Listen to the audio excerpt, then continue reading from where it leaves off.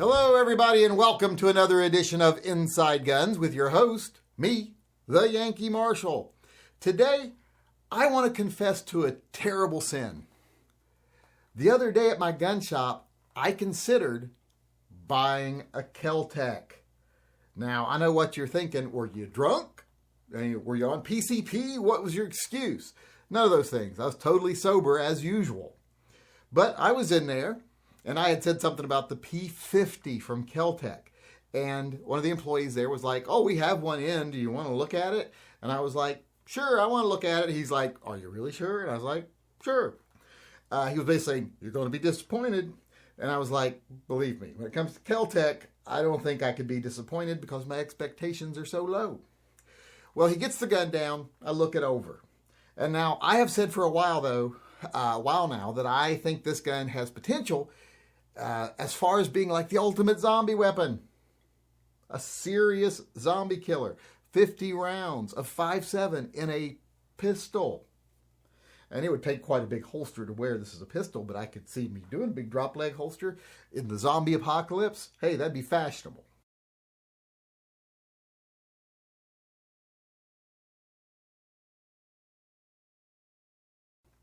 So I said, yeah, I want to look at it. I don't think I'll be disappointed. So I get it down and look at it. First thing I do is open up the top, look at the magazine, look at the metalwork and stuff. And yeah, it does kind of have that. Have you ever had one of the old cheaper AKs and you kind of get the feeling that someone just like made it out of some plate steel and a hammer and stuck some stocks on it? It kind of had that feeling a little bit. And then like somebody had spray painted it black afterwards. It wasn't the most refined gun I'd ever seen, but it also wasn't the worst Keltec I'd ever seen. At least it didn't have glue pouring out of the seams. So that's a plus for a Keltec gun right there. When you pick it up and it doesn't cut you or have glue pouring out of it, that's a plus. That's an accomplishment for Keltec. So I'm like, it's not as bad as I actually thought it would be. This gun might be fun, blah, blah, blah. And the guy working there says, I think his name's Landon. He says, pull the action back. Pull back that charging handle. And I pulled back the charging handle, and oh my God, I've never been so disgusted with a gun in my life. And I've owned Jennings and Jiminy's. I pulled that charging handle back. It's so flimsy. It's on like these metal ribbons, I guess. I don't even know what they're supposed to be.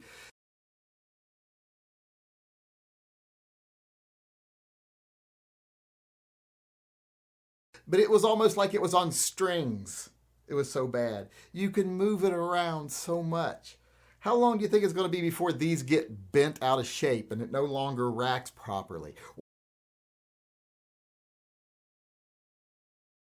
Or you just break them off.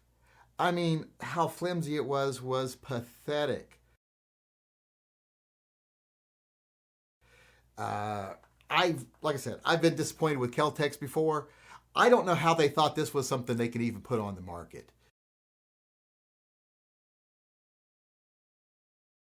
How hard would it have been to incorporate some little round metal rods here on the pullback?